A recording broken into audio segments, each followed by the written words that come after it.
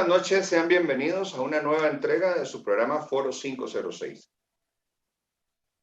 Estamos en un momento coyuntural en donde requerimos analizar de forma muy cuidadosa el gasto público, poder determinar cuáles son aquellas leyes que se han hecho para proteger y acorazar abusos en remuneraciones, abusos en incentivos, abusos en pluses, que generan una cadena de derechos, pero básicamente ninguna obligación o muy pocas obligaciones. Y entonces vemos cómo los recursos cada día se demandan más, pero no hay consecuencias jurídicas para aquellas personas que trabajen mal, para aquellas personas que no hagan su deber, para aquellas personas que irrespetan la ley, porque hay una enorme impunidad.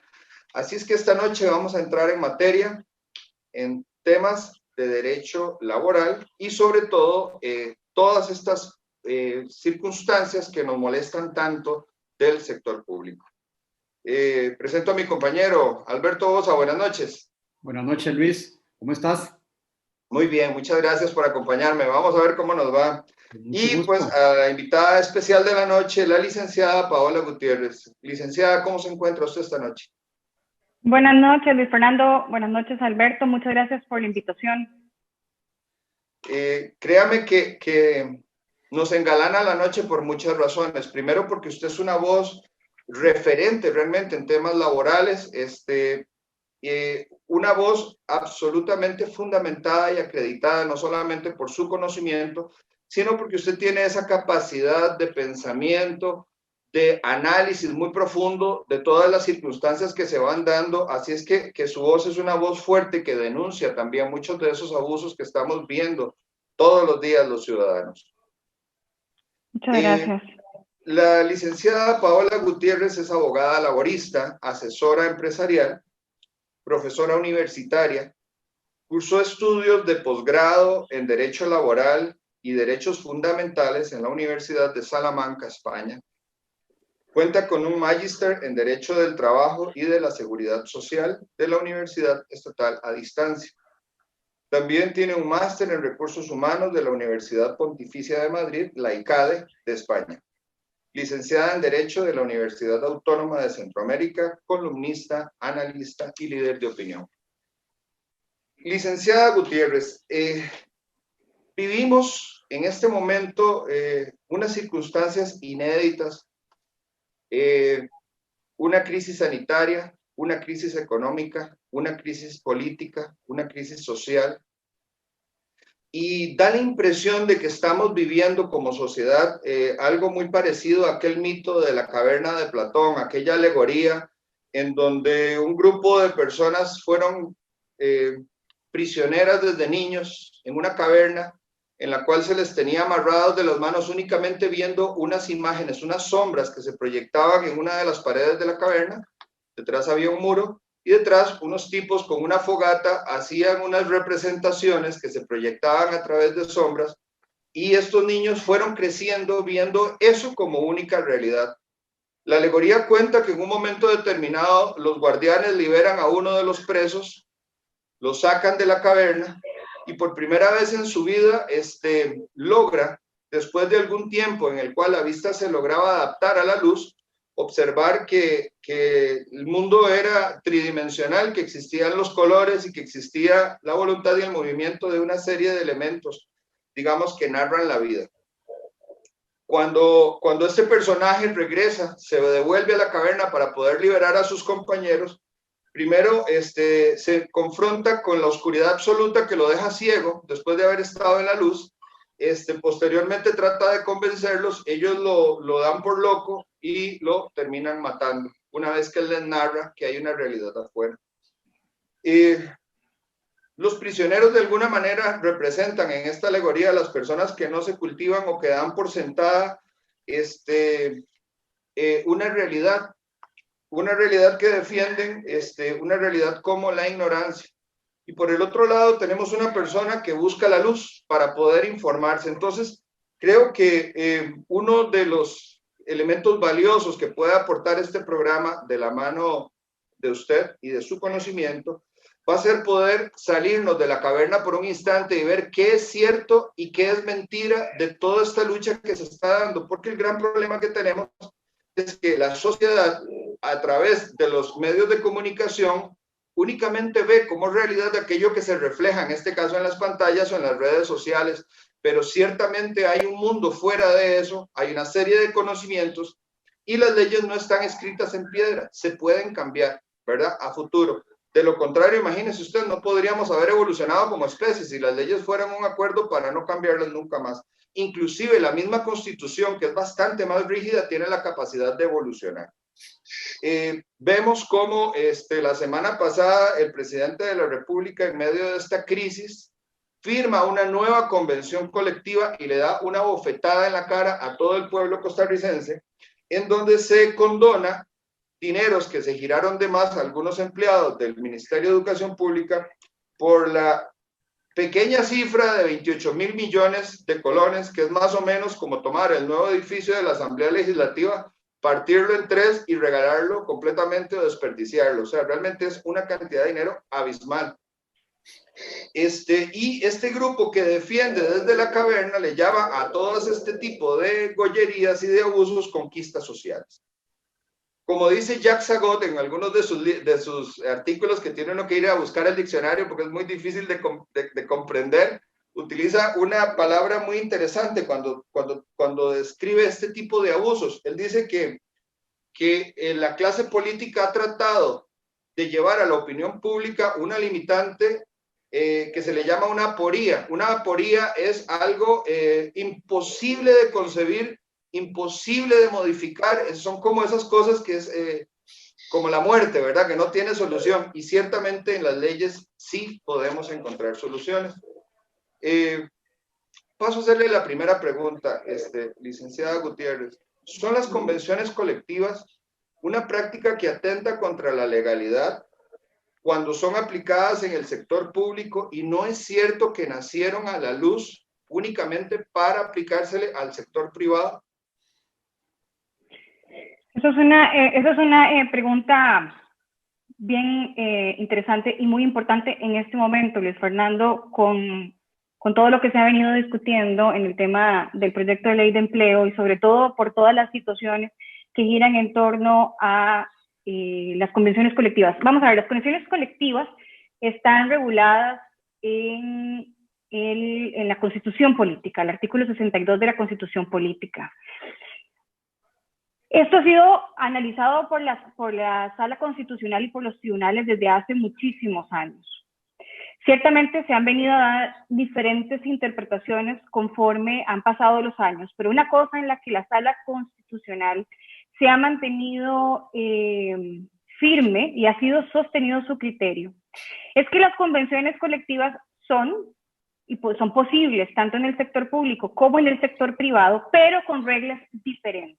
Es más, la Sala lo ha dicho en varios fallos, en el sentido de que no se puede interpretar que las convenciones colectivas, aún estando en la Constitución Política regulada, pueden aplicarse a la totalidad del sector público y de los funcionarios públicos por diversos motivos.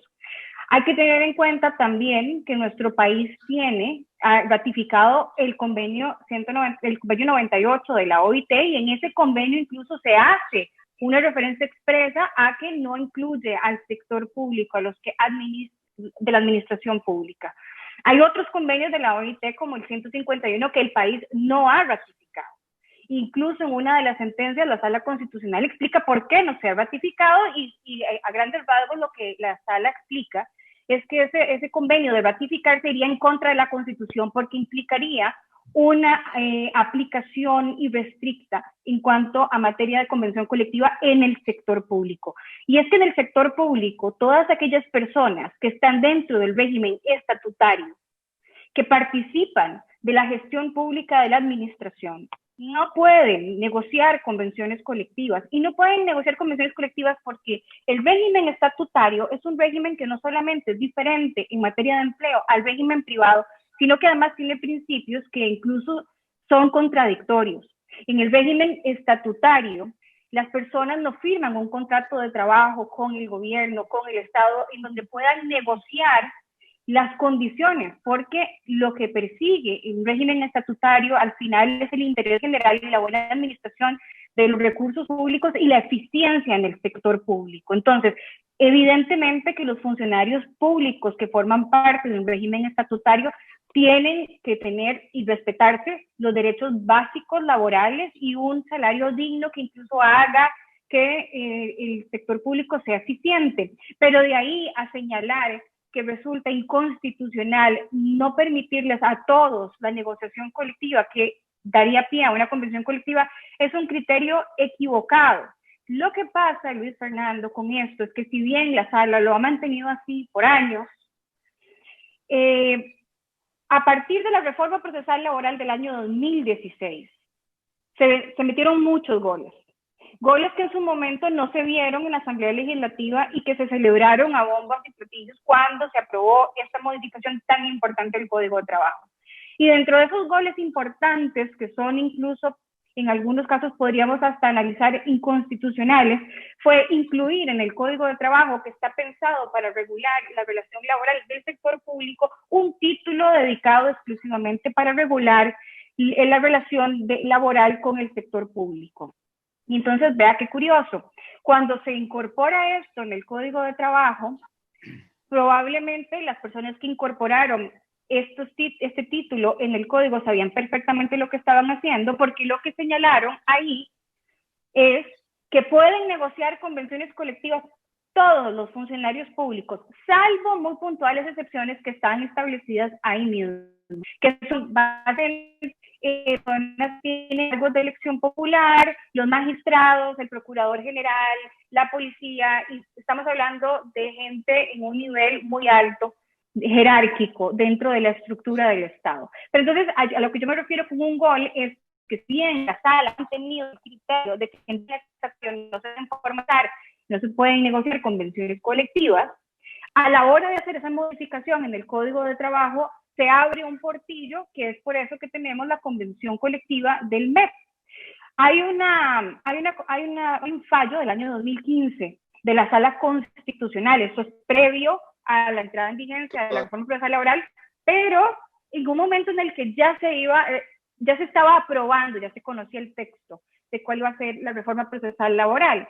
Y ahí lo que se cuestionó fue la constitucionalidad de esa convención colectiva, precisamente porque es innegable, es evidente que el sector de los docentes del MEP están bajo régimen estatutario, están en el Estatuto de Servicio Civil.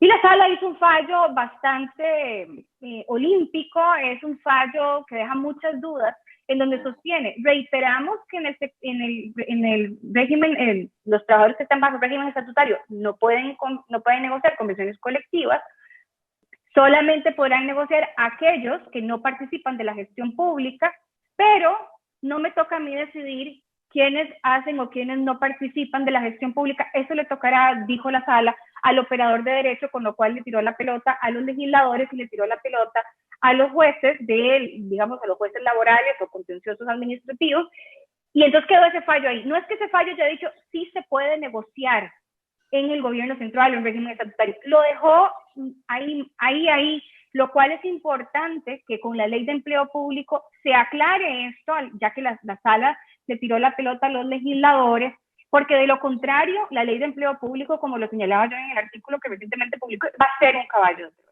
Y no ha habido voluntad de hacer una interpretación auténtica por parte de la Asamblea Legislativa de tal manera que se aclare completamente esta aplicación, ¿o no? Bueno, no, más bien es todo lo contrario, porque en la ley de empleo público hay una definición, dentro de la ley vienen unos artículos con definiciones que parecieran ser definiciones importantes y en algunos casos podrían pasar hasta inocentes, pero hay una que no lo es. Y es bien importante que eso quede modificado si la ley llegase a aprobar. Y es que se define qué se tiene que entender por funcionarios que hacen gestión pública.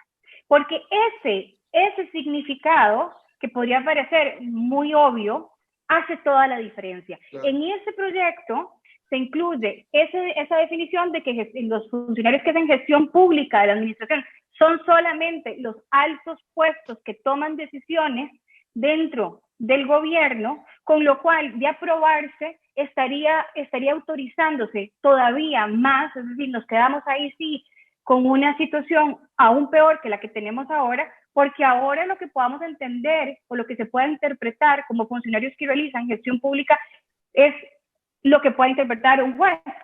Si ya lo ponemos en la ley, ahí ya no hay mayor chance de interpretación. Entonces, más bien, con este proyecto, en vez de arreglarse la situación, estaríamos empeorándola. Entonces, hay toda una discusión, incluso por parte de la Procuraduría, Luis Fernando y Alberto, sobre qué se tiene que entender por gestión pública. Y ese elemento es fundamental para el tema de la negociación colectiva. Si nosotros tenemos una ley de empleo público que señala o limita a quienes hacen gestión pública a un grupo muy reducido, significa que todos los que no estén en ese grupo pueden negociar convenciones colectivas, con el agravante de que si vamos a tener un salario global, ese salario global no va a servir de absolutamente nada. No va a ser ninguno de los beneficios que se han señalado que traería, no solamente en términos económicos para el Estado, sino también de eficiencia, que yo creo que con la ley de empleo público, claro, tenemos que pensar en un uso racional de los fondos públicos y buscar que las remuneraciones sean lo más homogénea posible, porque ahora tenemos una diversidad que es monstruosa. Pero aparte de eso, también necesitamos de un sistema público, de un servicio público que sea eficiente, porque es básico para el desarrollo económico y social del país. Entonces, son detalles que creo que hay que prestarles atención. Sí. Licenciada, sigo yo también con el tema de las convenciones colectivas y los privilegios del sector público. Estas convenciones colectivas establecen numerosos privilegios, algunos menos abusivos que otros, pero en realidad todos son privilegios, ¿verdad? Anualidades, pluses, salario escolar, auxilio de cesantía de 12 o hasta 15 años. Todos estos gastos y todos estos privilegios recaen sobre el sector privado, sobre el trabajador privado, porque al fin y al cabo somos los trabajadores privados del sector privado los que vía impuestos financiamos el Estado y el Estado paga todo esto. ¿Hay la ley de empleo público que menciona usted que se está gestionando, intentará regular, será esto suficiente para regular este desorden o este abuso de privilegios? Y si no lo es, ¿habrá algún otro mecanismo que pueda utilizar el sector privado para el uso eficiente de sus impuestos? La ley de empleo público tiene que ajustarse para evitar que se puedan continuar dando abusos a través de convenciones colectivas. Puede ser el instrumento para evitar que eso siga sucediendo, pero el problema, Alberto, es que también hay que redactarlo con una técnica legislativa adecuada para que a la hora de hacer las interpretaciones o de pasar por el filtro de constitucionalidad pase la prueba y tenga el efecto que se requiere. La Ley de Fortalecimiento de las Finanzas Públicas, que se aprobó en diciembre del año 2018, la 9635, vino a establecer algunos límites. Y está por verse que esos límites efectivamente se sostengan y que no estén única y exclusivamente escritos en el papel. La forma más drástica y más tajante para evitar que esto siga pasando sería prohibir las convenciones colectivas en el sector público. Esa sería la forma para evitarlo. Ahora bien, podemos establecer muchas razones por las cuales eso pueda ser necesario en este momento y justificado. Sin embargo, el hacer una prohibición absoluta a todo el sector público de la negociación colectiva, yo diría que no sería aceptado por la Sala Constitucional, ¿ok? Lo que sí creo que se puede hacer son dos cosas. Primero, poner límites para que aquellos funcionarios que por Constitución no pueden negociar convenciones colectivas por estar en un régimen estatutario, eso se respete. Eso en primer lugar. Y en segundo lugar, que aquellos funcionarios públicos que sí pueden negociar convenciones colectivas, haya una limitación en cuanto a las materias que pueden negociar. El artículo 690 y 691 del Código de Trabajo, que fue este título que se incluyó con la reforma procesal laboral para establecer el derecho general y casi ilimitado de la negociación colectiva en el sector público, establece cuáles son las materias que se pueden incluir en una convención. Y ahí obviamente incluye todo el tema de pluses salariales, incentivos salariales, estructuras salariales, etcétera, estímulos salariales.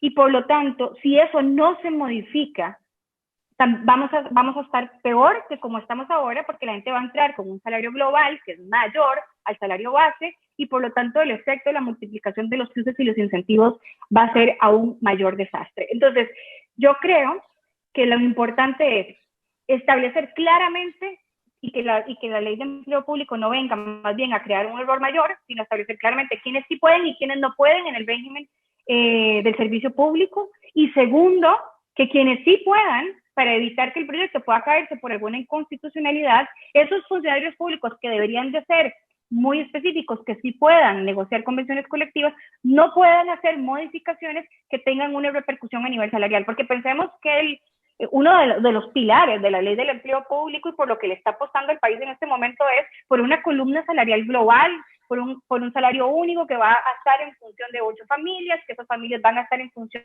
de grupos o factores, etcétera.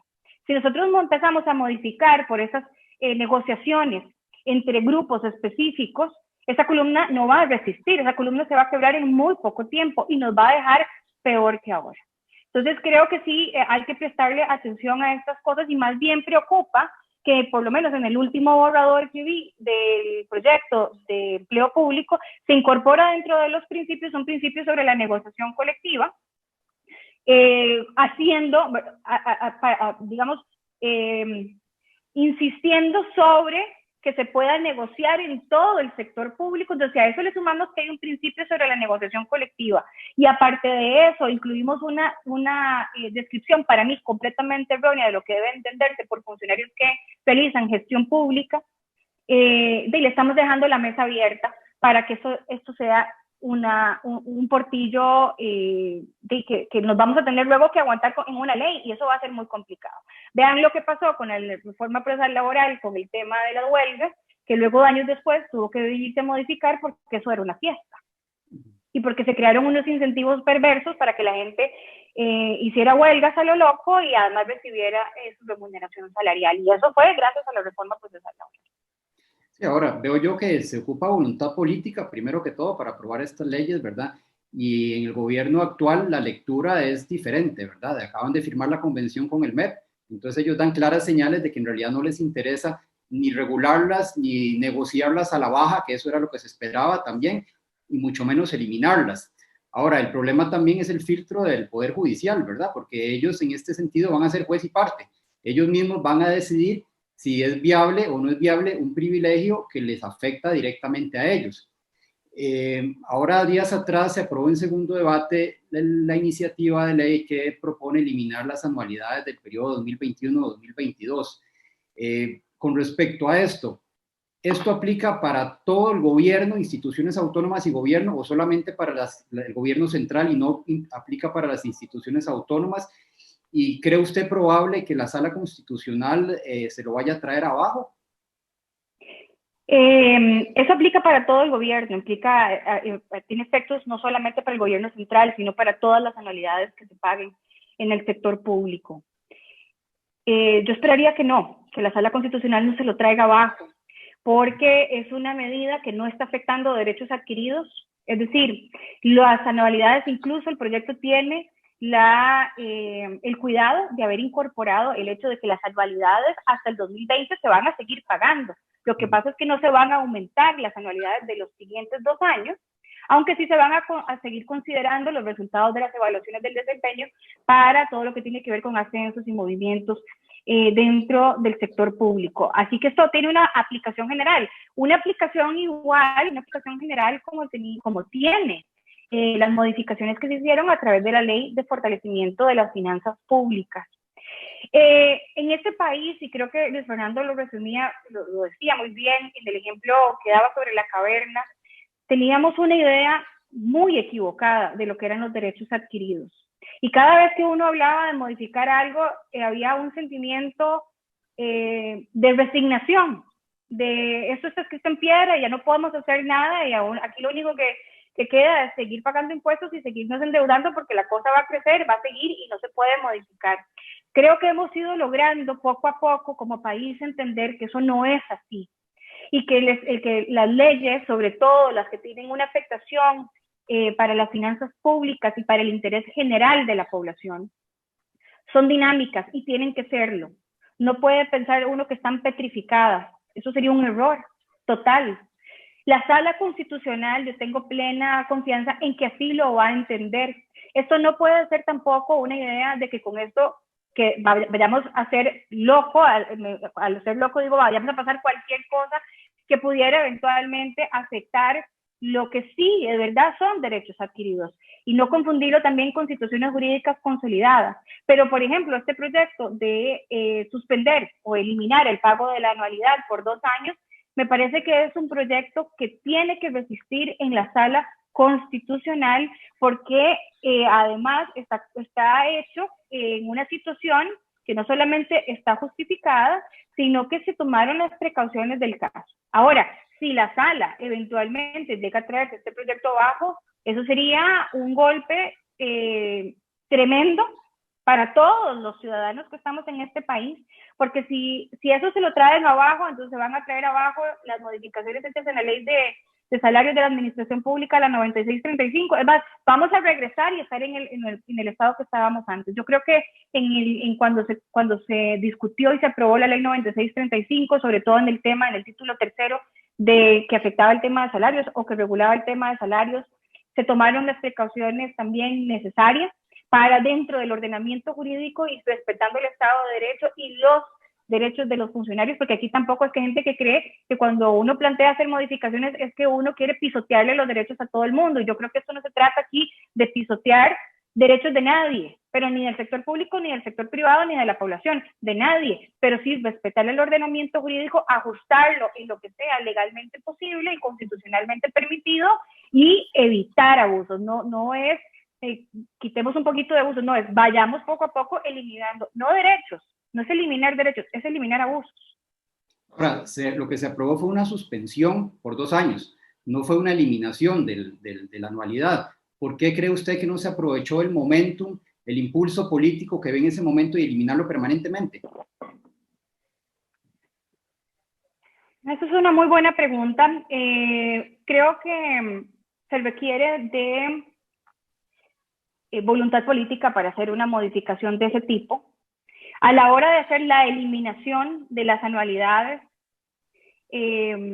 supongo yo también que los diputados, no solamente es el costo político que eso tendría, sino que también habría que hacer el análisis de que eso no vaya a afectar digamos, el hecho de que lo que esto pueda ser interpretado en la Sala Constitucional, porque estamos hablando, por ejemplo, que con el tema de la ley de la 9635, no fue que se eliminó el pago de las anualidades, fue que se modificó la forma de su cálculo, de pasar de porcentual a nominal. Entonces eso es importante, es un cambio diferente. Y lo otro es que cuando estamos hablando de un salario global, lo que estamos haciendo no es eliminar las anualidades, sino incorporarlas dentro de lo que es la remuneración. Así que pensar en eliminar las anualidades, yo no creo que sea una situación que sea del todo imposible, pero sí creo que requeriría de un análisis legal, digamos, distinto, en el sentido de que sería eliminar eso y evidentemente una afectación que podría tener repercusiones. Habría que hacer el análisis, Alberto, para ver si eso se sostendría. Ahora, dice el doctor Rubén Hernández Valle, que estuvo con nosotros hace un par de semanas, que la justificación de derechos adquiridos como una expectativa de futuro es una idea jurídicamente incorrecta, en tanto a usted le respetan lo que a usted le ingresó a la bolsa, pero lo que pueda venir a futuro, inclusive dada la coyuntura y la circunstancia económica actual del país, podría ser que modifique la posibilidad de remuneraciones, digamos, de mantener una serie de esos privilegios a futuro, porque simplemente no hay dinero para pagar, ¿verdad? Ahora, aquí hay una situación interesante, y es que esta gente que se manifiesta en las calles, realmente yo creo que están muy mal informados. Una vez más, pareciera que están en la oscuridad de la caverna en cuanto no saben de dónde viene el dinero. Y pareciera que no entienden o no quieren entender que cuando se tienen ingresos por 9 millones y tenés gastos por 9 mil millones de dólares, ¿verdad? Y tenés gastos por 30 mil millones, pues esa diferencia de algún lado tiene que salir. Si ya el mundo financiero no nos quiere prestar o nos quiere prestar a una tasa muy alta, va a encarecer el costo de vida. Si por el otro lado es por el tema de impuestos en una economía que está como una vaca flaca y enferma, pues tampoco por la vía de los impuestos. Entonces, lo cierto es que el seguir insistiendo en este tipo de extracción incontrolada de recursos del Estado, lo que va a hacer es que se paralice, digamos, de un solo golpe. Ahora bien, el proyecto de ley de marco del empleo público propone, ok, lo que envió el gobierno, que estaba muy mal, en realidad es como un tipo de mamarracho de ley, procuraba traerse un montón de regímenes de empleo a, si no me equivoco, 8 regímenes de empleo. Pero lo que está muy mal hecho de esto es que en el origen, en el espíritu de las normas, de lo que ellos querían proponer, era que esa ley se le aplicara únicamente a los nuevos empleados, a las contrataciones futuras, y dejar a los que están tal cual y que siga la fiesta.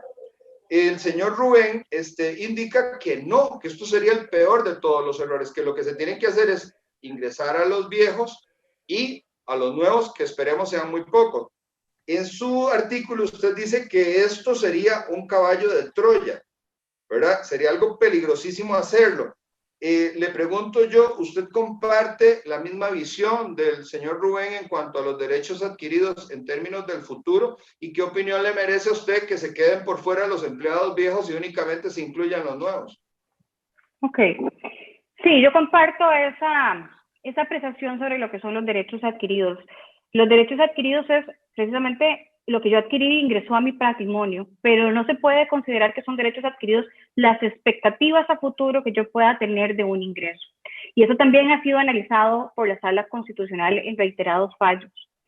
Entonces, esa es, para mí, la interpretación correcta de derechos adquiridos, y eso es importante porque a partir de esa interpretación, Luis Fernando, es que nosotros podemos hacer modificaciones necesarias en el gobierno y en la relación no solamente de los sistemas de retribución, que son tan importantes, pero en el régimen de servicio público en general, del empleo público en general.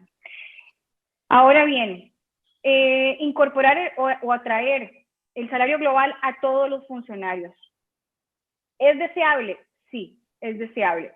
No es posible que nosotros tengamos este sistema tan complejo, tan diverso, tan enredado y con tantísimos incentivos que hay en materia de remuneraciones. Eso no le beneficia al país en absolutamente nada. Ahora bien, para hacerlo, se necesita urgentemente que el proyecto se modifique para, primero, que se hagan las consideraciones necesarias, porque las estructuras salariales en el sector público no están en una sola ley, no están en un solo estatuto, no están en un solo reglamento autónomo, no están en una sola convención colectiva, está regado por todos lados. Entonces, además, el tratamiento en una convención colectiva podría ser distinto al tratamiento que es modificar una ley o de modificar, por ejemplo, un estatuto autónomo. Entonces, eso lo tienen que considerar los diputados. Si eso se hace mal, es una torta, es una torta. Entonces, además, hay que tomar en consideración y hay que pensar, y hay que estar seguro, más que pensar, hay que tener claro que la forma en que se va a implementar el salario global, a como lo está proponiendo el Ministerio de Planificación, es la forma correcta. Que esas 8 familias son las 8 familias correctas, que la columna vertebral salarial que se está proponiendo va a ser efectiva, la forma en cómo van a organizarlo en grupos, cómo van a organizarlo en factores, cómo lo van a organizar en puntos, toda esa estructura, toda esa arquitectura se va a sostener. Porque imagínense ustedes que nosotros incorporemos a todos los funcionarios públicos en un sistema que no resista. Que de repente de aquí a un año o a unos meses nos demos cuenta que las familias fueron un error, que el sistema de puntos nunca arrancó, que el sistema al final tiene peores desbalances. Las evaluaciones no se hicieron. Las evaluaciones son un desastre. Yo entonces lo que digo es deseable, por supuesto que sí. Yo quisiera que todo el mundo tenga un sistema igual, porque creo que eso le da mucha transparencia Y eso es lo que el país necesita, más transparencia para poder tener un sistema y un sector público eficiente, y sobre todo un tema que está en la Constitución, artículo 11 de rendición de cuentas. Y disculpe, ¿esta ley incluye a las empresas públicas también? ¿O esas quedan como islas, el ICE, Recope? No, quedan incluidas. Lo único, incluso se está proponiendo las que están en un sistema de competencia. Lo único es que los que están en un sistema de competencia se están dejando en principio para que les apliquen los principios generales, pero no el sistema de remuneración, en el sentido que al estar en competencia, pues tienen que tener mayor flexibilidad para poder competir con las empresas del sector privado. Ahora, entonces, yo creo que esta pregunta, Luis Fernando, que se discute mucho, es bien importante. O sea, ¿es deseable? Sí. ¿Se puede hacer? Sí. Pero hay que tener cuidado cómo se hace, porque yo en este momento diría que es mejor no hacer nada, hacer una cosa peor que la que tenemos ahora. Es un poco como con la reforma procesal laboral. Yo es que hago una comparación, la verdad, entre la reforma procesal laboral y la ley de empleo público. La reforma procesal laboral se celebró en este país como si fuera o sea, no hubo un diputado en ese momento que no estuviera feliz de aprobarlo. Creo que hubo una sola diputada que no lo aprobó porque no le parecía que era lo suficientemente proteccionista. Todo el mundo lo celebró como un gran logro y nos dimos cuenta que tenía muchísimos goles y muchísimos errores que luego es que usted utiliza esa palabra y quiero traerla a colación porque me parece una descripción genial. Realmente ya la ley le están metiendo caballos de Troya. Por ejemplo, quieren incluirle el tema de meter las convenciones colectivas, lo cual es legalizarlas, o sea, dejarlas de una forma, ahí sí casi que grabadas en piedra. Entonces, aquí la pregunta es, ¿por qué razón están berreando los sindicatos si ya la ley tiene caballos de Troya incluidos, que los beneficia a ellos mismos? Vea, el sector sindical está el sector sindical conoce perfectamente los puntos y las comas del sistema público. Ellos lo han ido construyendo a su gusto. El sector privado y los ciudadanos en general nos descuidamos por muchísimos años, por confiarnos en el sector público, un error, porque no le prestamos atención, porque no éramos conscientes de lo que estábamos sufriendo de efectos de finanzas y lo que se nos venía encima. En fin, ellos lo conocen y ellos saben. Todo lo que sea tocar cualquier cosa del sector público, ellos van a levantar la mano y se van a quejar. Pero ellos están clarísimos, yo estoy convencida que ellos están clarísimos, que por ejemplo en el tema de negociación colectiva, el pasar el proyecto como está ahora es ponerle una cherry al pastel. Es decir, es venir a cerrar con broche de oro lo que ya han venido logrando y lo que lograron con la reforma procesal laboral en el Código de Trabajo. Porque, ojo, es que fueron tan hábiles a la hora de hacer, los que hayan hecho la reforma procesal laboral, que a la hora de establecer lo de la negociación de convenciones colectivas, no se limitaron a reformar el Código de Trabajo, modificaron también la Ley General de la Administración Pública. Es decir, hasta ese nivel llegó. Hay un artículo de la Ley General de la Administración Pública, el 112.5, que señala quiénes pueden negociar convenciones colectivas y dice los que pueden negociar convenciones colectivas son los que dice el Código de Trabajo. Entonces, hasta ese punto. Entonces, con esta ley, a como está redactado, para mí es ponerle la cherry al pastel. Y ellos podrían decir, pónganme salario global, ¿qué importa? Lo único que me va a pasar a mí es que voy a empezar a negociar sobre un salario más alto. Yo y los que vengan detrás. Por eso es que yo decía, hay que tener cuidado a la hora del proyecto, o sea, todos estos detalles, porque además, de acuerdo a cómo está el Código de Trabajo, cuando yo ingreso a una empresa o a una institución que tiene una convención colectiva, automáticamente yo me veo beneficiada por la convención colectiva, aunque yo haya entrado en un momento posterior a su negociación y entrada en vigencia. Entonces, si yo no arreglo eso, si yo no dejo eso claro en el texto del proyecto, por más salario global que pongamos y que la gente que ingresa nueva no va a tener derecho a salario compuesto, etcétera, van a entrar y si hay convención colectiva se van a ver beneficiados o vamos a estar en una discusión en la sala constitucional o en lo contencioso administrativo o en lo laboral por años discutiendo esto, lo cual genera una inseguridad jurídica espantosa, porque de no hacerlo bien y tener que pasar por condenatorias a nivel judicial nos va a salir carísimo. Ahora, vamos a ver, el que soltó al demonio fue Luis Guillermo Solís. Esto lo digo porque la gente tiene una memoria de muy corto plazo, ¿verdad? Entonces podría pensar que esto es algo muy viejo, pero lo cierto es que cuando ellos intentaron meter esta ley, de hecho fue aprobada en la Asamblea Legislativa. pero la vetó doña Laura. Y ahí se generó aquel fenómeno, aquel monstruito rarísimo de vetar la ley vetada, ¿verdad? Que fue lo que hizo Luis Guillermo Solís, les abrió a los sindicatos ese regalo y resulta que no tuvo huelgas por 4 años. Ahora, aquí hay unas cosas perversas. Por ejemplo, dentro del proyecto para poder ahorrar y bajar en el gasto público, el gobierno propone una movilidad laboral voluntaria, lo cual me parece a mí un juego perverso por lo siguiente.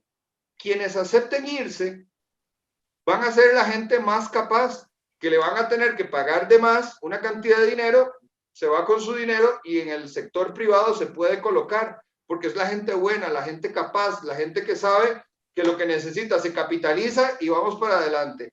Pero dice don Mario Redondo, hace unos días viene con una tesis de que se requiere hacer modificaciones en el servicio civil para que los malos, los vagos, los corruptos, los tontos y aquellos que dicen cometer errores y pifias se vayan, porque lo cierto es que en este momento, si usted eventualmente abriera en medio de una pandemia con un desempleo apocalíptico, algunos se van los buenos, pero se quedan los malos, entonces todavía va a ser peor, porque si el sistema del empleado público, vemos a la IA cometiendo miles de errores, no hay castigos, hay una impunidad absoluta, no se puede despedir a nadie, y eso, hay gente buena que les frena la mano, imagínese usted si solamente se quedan los malos.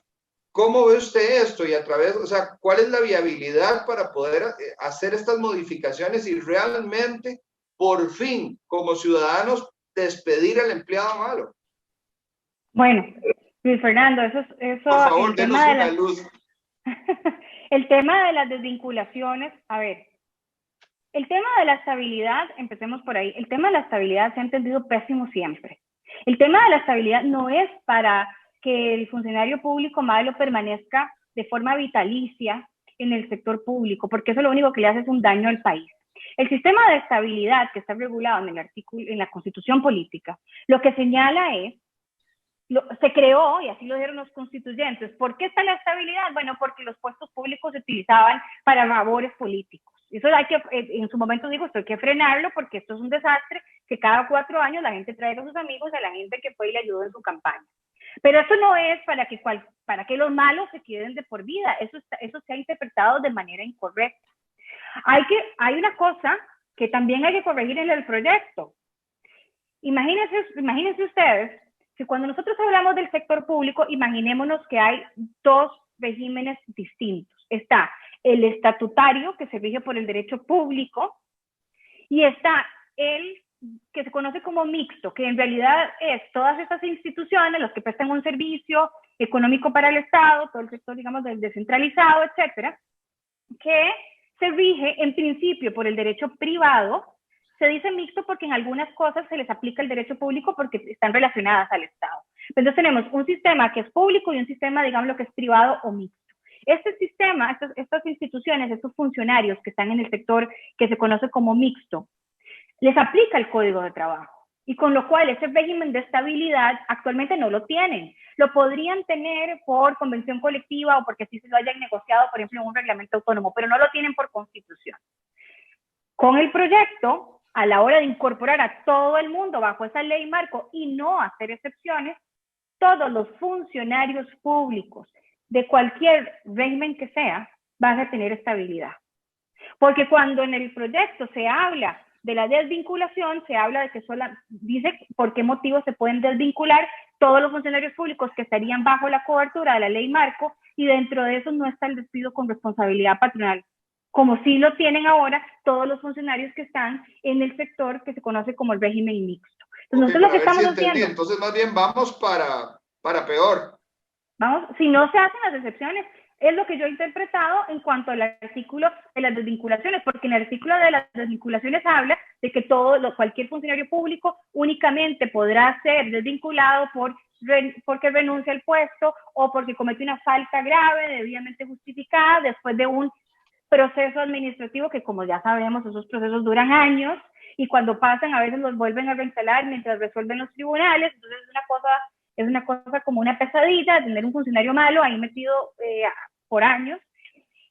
Y eso, en vez de aclararse, porque para mí, si nosotros tenemos un régimen de estabilidad, deberíamos de ser muy responsables en cuanto a que eso que dice don Mario Redondo, que tiene toda la razón, no se interprete de forma incorrecta. Es decir, si yo voy a tener un régimen de estabilidad y entrar al sector público le va a dar una serie de beneficios y de garantías a los funcionarios, pues entonces también la desvinculación en las causas en las que sean justificadas debería de ser algo que se puede hacer con agilidad. Y vuelvo y digo lo mismo, no es para quitarle derechos a nadie, es porque ese régimen de estabilidad es sinónimo de abusos. Si yo sé que no me puede, ¿cuál es mi incentivo para ser un buen funcionario? Si no me voy a ir nunca, si yo sé que salirme de la función pública va a ser un largo y tortuoso camino.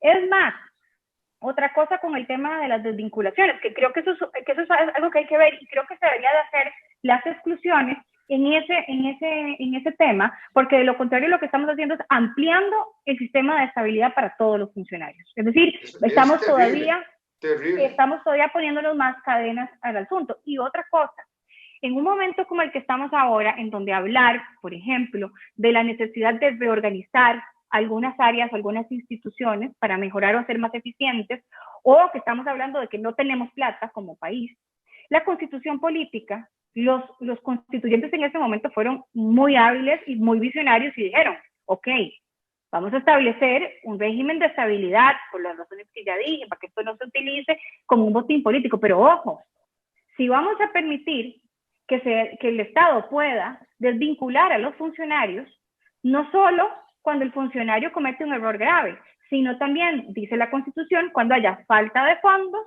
o cuando haya una necesidad de una reorganización. Perfecto, suena muy lógico. Ah, no, pero con el proyecto lo que se está poniendo es, sí, ok, se pueden desvincular cuando haya falta de fondos, pero utilizan la palabra absoluta, cuando haya falta absoluta de fondos. Entonces no sé qué entender yo por una falta absoluta de fondos. ¿Cuándo hay una falta absoluta de fondos? Eso en primer lugar. Entonces, esa palabra ya crea todo un conflicto de interpretación y le agrega una mayor dificultad a lo que está en la Constitución política. Y lo segundo es que dicen que la reorganización del servicio tiene que ser al menos del 60% de los empleados de la respectiva dependencia pública. Eso no lo dice la Constitución tampoco. Ciertamente, el Estatuto de Servicio Civil sí lo establece. Entonces, en vez de incorporar eso del Estatuto de Servicio Civil a la Ley Marco de Empleo Público, más bien modifiquemos el estatuto para poder hacer efectivo lo que el constituyente en su momento incorporó, sabiendo que era muy necesario porque el Estado a veces tiene que reorganizarse. Es que no puede ser que en este país creamos que reorganizar es redistribuir entre otras instituciones, seguir manteniendo a la gente o no hacer nada, porque entonces estamos imposibilitados. Ese es el error. Y es que hay casos extremos que también creo que hay que traer a la memoria. Por ejemplo, aquel personaje, no sé si es del COSEBI o del CONAVI, que dijo, ups, me equivoqué, me faltó un pedacito de carretera y entonces hubo que pagar 14 millones de dólares o más. Creo que eran 14 millones y ahí está el tipo, nadie le hizo nada. O por ejemplo, casos escandalosos como los de la Caja del Seguro Social en estos días con la compra de mascarillas, en donde mandan a los tipos a la casa, pero de vacaciones, porque ni siquiera tienen que hacer teletrabajo. Simplemente se van con el salario completo, vacaciones 3, 4, 5, 6 meses. Al final el asunto termina en nada, no hay despidos y simplemente lo que se les dio fue un premio. O casos más delicados, como por ejemplo, el caso de un funcionario del PANI que abusa a una niña que debe proteger y que más bien abusa a la niña, y entonces eso se va a penal, pasa todo el tiempo y ya sabemos que aquí el 98% de los casos que llegan a juicio, solamente 2% terminan en condena. Entonces esto es un relajo. Finalmente terminamos protegiendo conductas que a todas luces deberían de ser erradicadas. Adelante, Alberto. Gracias, Luis. Bueno, quería agregarle un pequeño comentario personal ahora que mencionaron al señor alcalde de Cartago, al señor Mario Redondo. Don Mario es un alcalde que logró reducir en cuestión de 6 meses, 5 meses, se trajo a una tercera parte el déficit fiscal de la municipalidad. En mayo tenía un 25% y en septiembre pasó a ser un 7% el déficit de la municipalidad. Entonces creo que son argumentos y planteamientos bastante válidos de una persona que hay que darle el mérito que se merece, ¿verdad? Pero bueno, quiero cambiar un poquitico el tema. Licenciada, y para tocar el tema de la Caja Costarricense del Seguro Social. Trabajadores independientes. Se ha oído, se escucha con bastante frecuencia de trabajadores independientes que quieren formalizarse, que se acercan a la caja para asegurarse. Tal vez un pequeño empresario, una pymes, o sea, perfectamente puede ser el señor que tiene una soda o la señora que tiene una ventanita con una venta de empanadas, quieren formalizarse, asegurarse y les preguntan, ¿desde hace cuánto tiene la venta de empanadas? Desde hace 5 o 6 años. Entonces, bueno, está bien, lo vamos a formalizar, pero le vamos a cobrar retroactivo todo lo que usted dejó de pagar durante estos 5 o 6 años. También el caso de la base mínima contributiva, ¿verdad? Personas que trabajan menos del salario mínimo, perdón, menos de la jornada mínima, entonces reciben salarios que están por debajo de la base mínima contributiva, personas que trabajan medio tiempo o días alternos, ¿verdad? Estas personas también, el costo del seguro se les encarece. Entonces, en un ámbito donde la Caja Costarricense del Seguro Social está urgida de recursos, este tipo de políticas lo que hacen más bien no es fomentar la informalidad y alejar a la gente en vez de tratar de atraerla para que se acerquen y se formalicen. Absolutamente, Alberto. La caja lo que hace es espantar a todo el mundo. Sí. Y después los quiere traer del pelo cobrándoles unas millonadas que dejan en la quiebra a cualquiera. Eso es, o sea, la caja, en vez de tener una política en donde más bien diga voy a hacer una amnistía y voy a invitar a todos los profesionales independientes y los trabajadores autónomos que de aquí en adelante se incorporen, lo que hace es decir, los voy a ir a casar y después cuando ya los tenga, le voy a cobrar más. Es más, a la caja no le importa el plazo de prescripción legal. La caja cobra más de los 10 años de prescripción que ha establecido la Sala Segunda, en reiteradas ocasiones. Porque lo que dice la caja es, si usted quiere ir a reclamar la prescripción, pues entonces vaya y me demanda en sede judicial. Pero en sede administrativa no la reconocen. No conozco un solo caso en donde la caja haya reconocido el plazo de prescripción y cobran desde el año 2005 en adelante, en el caso de los trabajadores independientes. Entonces sí, vamos a ver, en el primero de los casos que usted mencionaba, yo conozco mucha gente que tiene sus negocios, que por miles de razones no se ha incorporado nunca, no se ha registrado en la Caja Costarricense como trabajador autónomo y quieren hacerlo. Hay gente que dice, quiero ir. Lo que pasa es que ir es ir a exponerse. Es ir a exponerse porque efectivamente, como usted dice, Alberto, me hacen firmar declaraciones juradas, una serie de documentos y además la caja viene y me cobra de forma retroactiva desde el día en que nací. Entonces, claro, es una situación muy complicada que deja a la gente en un limbo. La gente que no ve la gravedad de esto dice, bueno, pero es que dejó de pagar, salado. Es que no es eso. Es que es una situación muchísimo más compleja. Es que es una situación de que estamos hablando de que ha habido personas que no han podido pagar, que ahora sí lo pueden hacer, o que no han sabido, o que han existido miles de situaciones y que quieren hacerlo. Pero no, la caja no ha sido flexible en eso y más bien ha tomado una posición para mí muy agresiva en el cobro. Hay otro tema, Alberto y Luis Fernando, que yo creo que merece mucha discusión en esto. Y es que la caja tiene acceso, el inspector, cualquier inspector de la caja, tiene acceso a mis declaraciones de renta. Eso es lo consulta. Entonces el inspector realmente, sinceramente, hace la pantomima diciéndole a la gente cuando les está haciendo una inspección, preséntenme sus declaraciones de renta y sus documentación contable. Eso lo hacen por un trámite, digamos, simplemente de una formalidad, pero ya lo tienen. Lo que pasa es que la ley constitutiva de la Caja Costarricense del Seguro Social señala cuál es el procedimiento para que la caja tenga acceso a mi información de mis tributos. No es cualquiera. Hay que seguir todo un procedimiento de autorizaciones. Es más, el reglamento para el aseguramiento de los trabajadores independientes repite cuál es el procedimiento que hay que seguir. La caja no lo sigue. Entonces, cuando consulté me dicen, bueno, no, es que tenemos un acuerdo marco con Hacienda para que nosotros podamos tener acceso a esa información. Yo tengo serias dudas de que ese acuerdo sea constitucional, porque si hay un procedimiento legal que debe de seguir la caja para tener mi información tributaria, debería de respetarse dentro del principio de legalidad ese procedimiento y no decir que la ley no la van a cumplir porque hay un acuerdo entre las instituciones. Para mí eso es inconstitucional y creo que hay que prestarle más atención, porque entonces todos los procesos de cobro que se hayan hecho podrían estar viciados de nulidad. Eso por un lado. Y lo segundo es de la base mínima contributiva, Alberto, que usted mencionaba. Eso es un horror. Es decir, eso lo único que hace es que la gente tenga trabajadores en la informalidad, porque me sale carísimo tener trabajadores con un salario menor, y no porque no les pague el salario mínimo, sino porque los contrato por horas, o porque trabajan una jornada reducida, o porque no trabajan todos los días de la semana. Eso es un horror, porque entonces a la hora el patrono de tener que hacer los cálculos se da cuenta que por cargas sociales tiene que pagar muchísimo más de lo que paga otro patrono. Vamos a ver, eso se modificó temporalmente ahora con la pandemia, pero no fue tampoco que la caja dijo, entiendo esto y voy a bajar la base mínima contributiva. No, lo que se bajó de la base mínima contributiva lo tiene que pagar el Estado, lo tiene que pagar Hacienda. Entonces realmente no fue como que eso no se dejó de cobrar.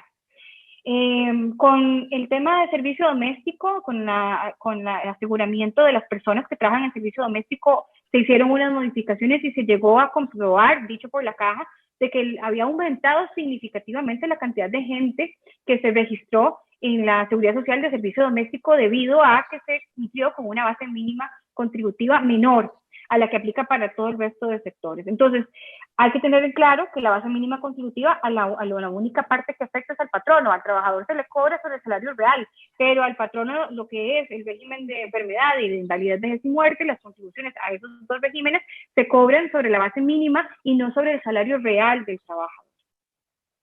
Ahora sí, yo conozco personalmente el caso de un señor que tenía una soda y decidió formalizarse, fue a la caja a inscribirse. Le dijeron, ¿desde hace cuánto tiene la soda? 3, 4 años. Bueno, le cobraron retroactivo los 3, 4 años y simplemente le metieron el cobro y lo que hizo el señor fue lo quebraron. Entonces él mejor cerró la sodita, dejó de pagar salarios y ahora hace hamburguesas en la casa. Entonces lo lanzaron a la informalidad.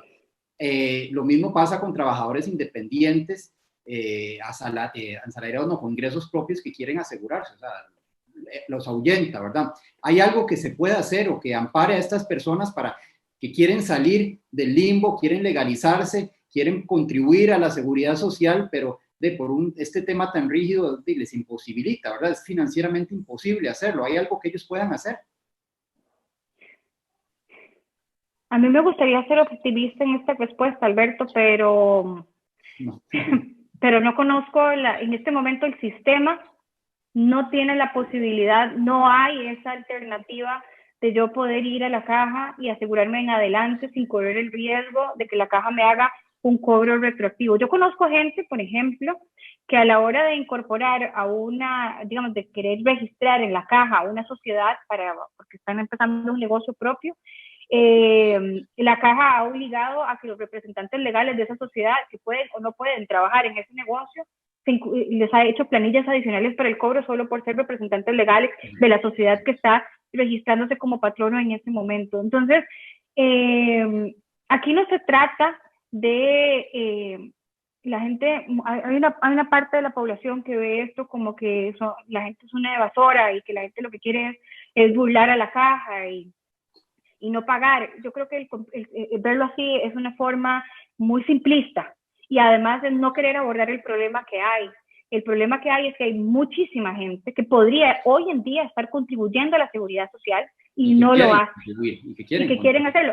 Es más, digamos, la caja deja de recibir ingresos porque van y hacen estos cobros multimillonarios a la gente y al final la gente no tiene con qué pagar, entonces ni se incorporan ni se les logra pagar lo que debían porque son sumas altísimas. Entonces mejor dejen que la gente se incorpore de aquí en adelante y que de aquí en adelante paguen lo que corresponde que tengan que pagar. Ya bueno, después podríamos hablar de si es muy alto o no es muy alto lo que se paga por trabajadores independientes, que sí lo es un porcentaje alto.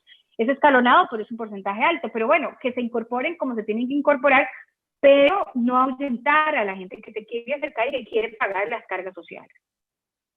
Estimada licenciada, yo quiero hacerle un par de preguntas rápidas para poder proceder al cierre porque ya se nos fue el tiempo volando. La primera, vimos en las semanas anteriores este tipo de manifestaciones que la gente dice, bueno, yo tengo derecho a irme a huelga, que creo que están mal entendidas desde que la gente que se va a huelga era gente desempleada. ¿verdad? Atizada, digamos, de alguna manera asusada por otros líderes que promovieron bloqueos y todo el asunto. Entonces, no es estrictamente una huelga, fue una manifestación. Sin embargo, se le unieron los sindicatos en un momento determinado. Entonces, yo quería preguntarle, ¿qué opina usted? Si no fue esto que vivimos en esta semana, cuando se mete ANEP y se mete Busco y se meten otros de los sindicatos, una ruptura a la nueva ley de huelgas. Bueno, si los que, vamos a ver, que hayan participado los sindicatos, no necesariamente significa que se fueron a huelga. Uno no, o sea, no es la forma de irse a huelga. Bueno, es que también ahora la gente huelga, aunque sea incluso hasta huelga política, el código. La gente que está haciendo teletrabajo, pero eso no significa que yo pueda dejar mi teletrabajo para irme a huelga. Es decir, por supuesto que la ley aplica. Si no me equivoco, hace poco salió, creo yo que la primera sentencia a partir de la nueva regulación de huelga, que fue las personas que fueron a huelga de la lavandería, de la caja, de servicios esenciales, y se declaró así, ya con las nuevas reglas del juego en ese sentido. Y en este momento, la persona que quiera irse a huelga tiene que respetarlo. Perdón, y cuéntenos, ¿y cuál fue la declaratoria? ¿Fue ilegal la de la caja? Fue ilegal. ¿Y les rebajaron el salario ya? Vi una manifestación de uno de los asesores legales de la caja diciendo que iban a tomar todas las repercusiones en cuanto al no pago de salarios y eventualmente hacer un análisis sobre sanciones disciplinarias, porque se trata de servicios esenciales. Claro. Ahora, así es como tiene que ser. Por supuesto. Ahora, la otra pregunta rápida que quería hacerle es, hemos estado nosotros aquí a través de 27, 28 entregas ya de este programa, tratando de abarcar el tema de las pensiones de privilegio, las pensiones de lujo. Y no me resisto a no caer en la tentación de preguntarle si usted, desde su experiencia, desde su conocimiento no solamente costarricense, sino desde su experiencia de estudiante, internacional, ve alguna salida para acabar definitivamente con las pensiones de lujo. Yo sí creo que sí se puede, Luis Fernando, y creo que se ha venido viendo un avance en ese sentido. Creo que el tema que resolvió la sala de último, que fue el de poner un impuesto solidario, una contribución solidaria a las pensiones, y que eso fue aceptado, eso es una vía correcta. Había habido una sentencia anterior sobre derechos adquiridos, que era la modificación de lo que se pagaba por pensión, y entonces ahí ya hablábamos de instituciones jurídicas consolidadas, pero son dos métodos que se han venido aplicando para ir reduciendo o ir poniendo en regla esto. Y me parece que sí se puede. Hay que hacerlo con cuidado, pero sí se puede y se tiene que seguir insistiendo. Hay proyectos de ley todavía que van y se giran en ese mismo sentido. Yo estaba viendo hoy que además hay mucho fake news con respecto al tema de las pensiones y de cuánto contribuye el Estado, o sea, cuánto contribuimos todos y cuánto contribuye el trabajador. Estaba viendo el diputado de Liberación Nacional, que cuando fue doña Rocío Aguilar a declarar a la Asamblea Legislativa para hablar sobre el tema del proyecto y las pensiones, por ejemplo, el régimen que tiene la caja, en donde es como una tercera pensión que reciben los trabajadores de la caja. Este señor, que es diputado de Liberación, dijo: yo contribuyo con un 1%, en su momento doña Rocío le aclaró, él insistió que sí, y luego ya se dio la información correcta, él luego se retractó y que había dado una declaración. Entonces, es un poco también, volviendo, sí creo que la introducción que estoy solucionando fue muy importante al inicio, es un poco de ir viendo la luz de cómo verdaderamente son las cosas, de los abusos que hay, y yo creo que parte de los cambios no solamente es a nivel legal, que evidentemente tiene que ser así en un Estado de Derecho, pero también de concientización, y yo creo que también en cuanto a que la gente que puede tomar decisiones, los políticos, dejen de estar pensando en cuántos votos esto les genera o cuántos votos esto no les genera, sino en hacer el trabajo que al final el país va a reconocer porque resulta beneficioso. Entonces, se le ha entrado al tema de las pensiones. Es un tema muy complejo, igual que todo lo que tiene que ver con el sector público. Creo que va por un camino y se tiene que seguir en esa línea poco a poco. Claro. Nosotros usualmente cerramos el programa con una sección que le hemos llamado Si yo fuera presidente, que la sección también aplica si yo fuera la asesora del presidente. Entonces, yo sé que este presidente no escucha, pero si estuviera en sus manos aconsejarle 3 o 4 cosas para que realmente este proyecto de ley marco del empleo público llegara a tener los efectos beneficiosos que se puedan esperar, ¿cuáles serían puntualmente esas 3 o 4 cosas que usted le diría que se tienen que modificar o considerar sí o sí? Lo primero que yo le diría al presidente es que tiene que tomar las consideraciones dentro del proyecto para evitar que sea un caballo de Troya con la negociación y con las convenciones colectivas. Ese tiene que ser un compromiso con el país, porque el país está apostándole a este proyecto y está creyendo en este proyecto, tiene que tener los resultados prometidos. En segundo lugar, creo que debería de incluir el tema de la desvinculación, aclarar eso, porque eso es igualmente importante en igualdad de condiciones que establecer un sistema por oposición para el ingreso, para asegurarnos que vamos a tener a los mejores funcionarios públicos, así como el ingreso. Es muy importante la salida también. Y eso que no se interprete con que yo quiero eliminar el derecho de estabilidad. No, quiero que se aplique correctamente y que no se amplíe a sectores en donde no se debería de ampliar. Creo que si el presidente verdaderamente es consciente de lo que está pasando en el país y la necesidad de reorganización en cuanto a muchas instituciones y en cuanto a la falta de fondos que tenemos, debería de hacer las previsiones en el proyecto para que cuando sea necesario se puedan hacer esas reorganizaciones que establece también la Constitución política. Yo creo que, y con el salario global, yo creo que en el compromiso de que se incluya a todos los funcionarios en el salario global, pero yo siendo asesora del presidente le diría que tiene que estar muy seguro y haber hecho todos los análisis técnicos y haber visto absolutamente todos los detalles para que él duerma tranquilo de que ese sistema y esa estructura y esa columna que están creando es la que refleja la necesidad del país, la que se puede aplicar en este país y la que va a venir a dar los resultados que se están esperando, porque esto sí que no es copiar lo que hace otro lado y venirlo a implementar aquí.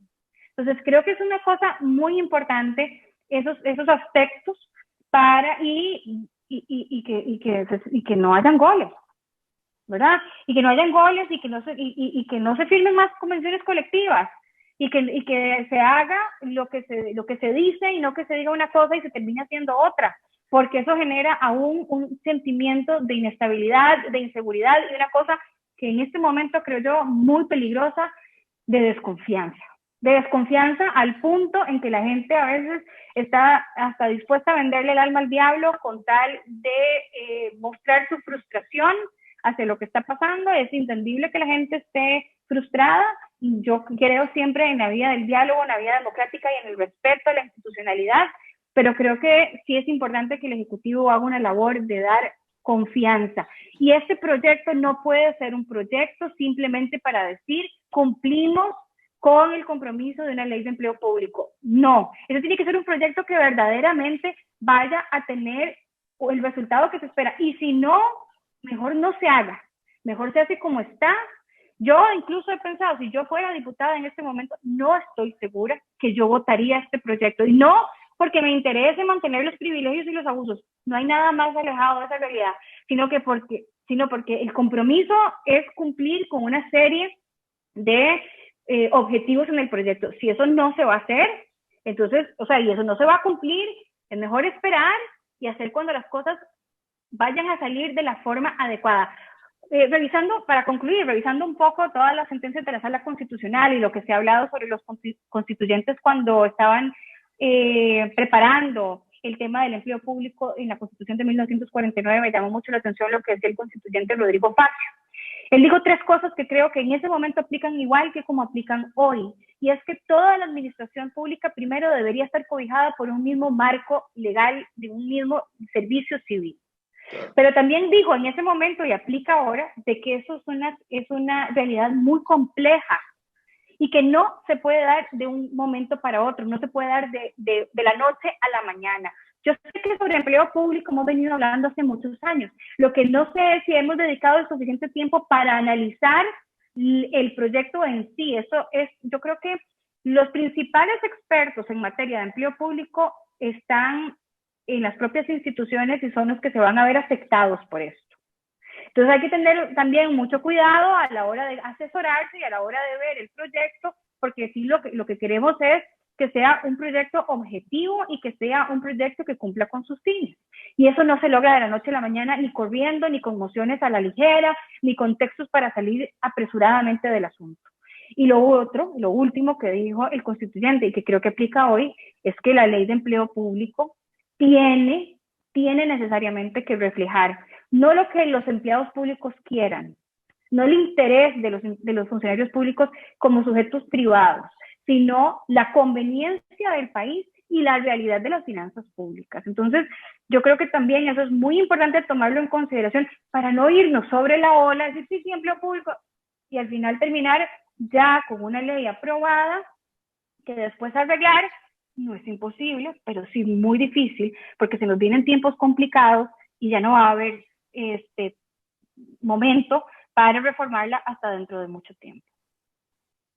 Caramba, sí, definitivamente nos hace reflexionar porque ciertamente es un momento que tiene una serie de tensiones muy propias de una coyuntura que uno podía relacionarla de alguna manera con esta crisis sanitaria, pero si bien es cierto, más bien ya la presión en el tema económico y financiero del país viene apretando desde hace algún tiempo y ellos se han tapado los ojos a la realidad.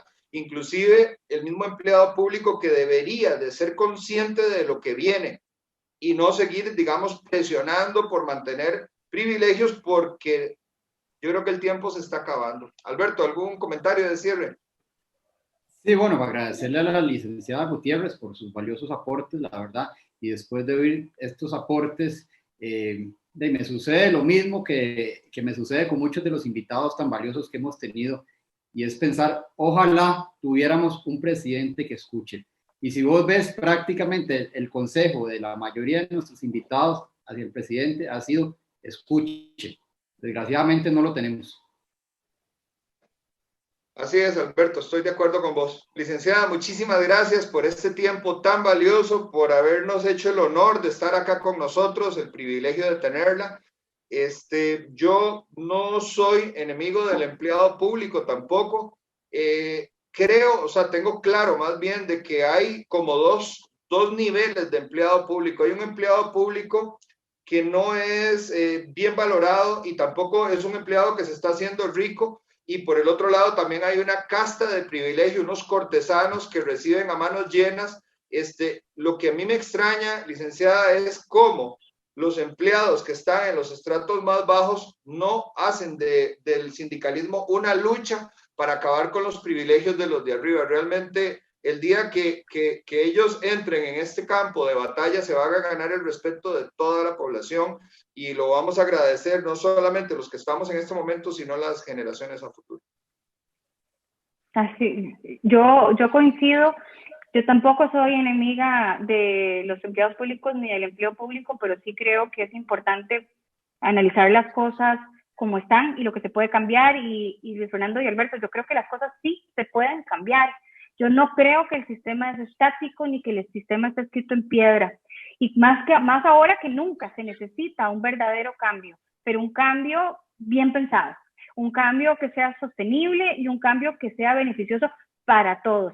Si tenemos un servicio público de calidad, es el bien del país, es el bien de la iniciativa privada, es el bien del desarrollo económico y social. ¿Quién no quiere un servicio público de calidad? Todos. Entonces tratemos de buscarlo. Y sí, yo coincido, hay funcionarios, por supuesto, hay funcionarios públicos buenísimos y empunchadísimos y comprometidísimos, pero hay otros que no, al igual que en el sector privado, hay gente muy buena y gente muy mala. Lo que pasa es que las relaciones, las consecuencias y el costo en ambos sectores son muy diferentes. Nosotros deberíamos de siempre exigir que quien esté en la función pública haga su trabajo, rinda cuentas, haya una evaluación del desempeño y tenga una remuneración adecuada. Tener unos salarios bajísimos en el sector público o no competitivos no nos ayuda en nada, porque entonces no va a llegar nadie o va a llegar gente muy mala. Los salarios en el sector público tienen que ser competitivos si queremos un servicio público de calidad, pero no hay que confundir salarios competitivos con privilegios y con abusos. Son dos cosas distintas. Si se va a pagar bien, que sea por un buen trabajo, y la única forma de saber si estamos haciendo un buen trabajo o no es que haya rendición de cuentas y una correcta evaluación del desempeño. Así es, usted ilustra de forma perfecta la diferencia entre inversión y gasto. Cuando tenés un empleado público que es un potenciador, que es lo que necesita una economía, eso es una inversión. Y cuando tenés a un empleado público obstaculizando todo, quejándose todo el día, haciendo mala cara y solamente estirando la mano para poner privilegios o esperando que sean las 3 de la tarde para irse, ahí tenés un gasto. Y eso justamente es el lastre que tenemos que arrastrar. Licenciada, una vez más, muchísimas gracias. Alberto, muchísimas gracias por compartir la noche. Y por supuesto, muchísimas gracias a usted que nos ha acompañado. Estos son temas que son difíciles, son complejos, pero que también nos permiten ver luces, o sea, y de alguna manera alimentar la esperanza de que podemos hacer del servicio público un servicio de calidad a futuro, pero hay que exigir calidad y hay que acabar con los abusos. De lo contrario, no hay cama que aguante. Muchísimas gracias. Si este programa le ha gustado, le agradezco no solamente lo comparta con sus amigos y sus contactos, sino además, por favor, darle seguir a la página de Foro 506. Muchísimas gracias y buenas noches. Buenas noches. Buenas noches.